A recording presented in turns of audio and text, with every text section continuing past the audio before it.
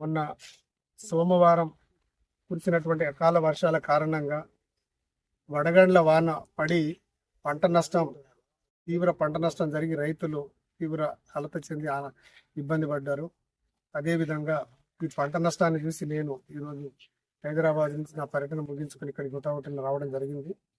ముఖ్యంగా మనకు నెల్లికూదురు మండలంలో ఉన్నటువంటి రాజుల కొత్తపల్లి, సీతారాంపురం ఈ 2 గ్రామాలు వీరు మొదటి నుండే హైబ్రిడ్ వంటకం అంటే మేల్ ఫీమేల్ అనే వంగడాన్ని వాళ్ళు పెంచుతూ ఉంటారు. మేల్ ఫీమేల్ అది కింట 8,000 రూపాయలు పోయి ఏదైతే వంగడం ఏదైతే ఉందో వరి మొత్తం గింజలు ఏర్పడి మొత్తం ఎండిపోయిన గింజలని కిందకి రాలి 75% పంట నష్టం జరిగింది. అందుకే ఈరోజు మనం వరి పొలాలన్నీ తిరిగి ఎంత నష్టం జరిగిందో నాతో పాటు ఏఓ గారు అగ్రికల్చర్ ఆఫీసర్ కూడా ఉండే వారితో పాటు మొత్తం మేము పర్యవేక్షించినాం. అదేవిధంగా ఇక్కడ మనకు ఈ మామిడి తోటలు కూడా ఉన్న కాయలన్నీ దాదాపు 60 నుంచి 70% మొత్తం కాయలు కూడా రాలడం జరిగింది. ఈ సంవత్సరం ఏమైనా కూడా ఒక రోజు అది కూడా 1-2 గంటల వ్యవధిలోనే ఆ సుడిగుండం లాగా వర్షం రావడం, సుడిగుండంతో పాటుగా ఈ మొత్తం వడగళ్ల వాన కురడంతో పంట నష్టం తీవ్ర మొత్తంలో జరిగింది. కాబట్టి మనకు నెల్లికూదురు మండలంలో రాజుల కొత్తపల్లి, అదేవిధంగా సీతారాంపురం, సముద్రంలో కూడా నారాయణపురం గ్రామము అలా చాలా గ్రామాలలో తీవ్ర నష్టం జరిగింది.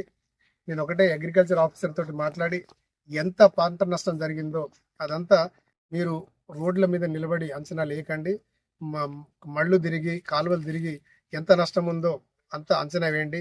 మేము ప్రభుత్వం దృష్టికి తీసుకెళ్లి రైతులకు నష్టపరిహారం ఇచ్చే విధంగా మేము ప్రభుత్వం ద్వారా ఏదో ఒక రకంగా నష్టపరిహారం ఇప్పిద్దామని చెప్పేసి రైతులకు కోరడం, అదేవిధంగా అగ్రికల్చర్ ఆఫీసులో కూడా తినడం జరిగింది.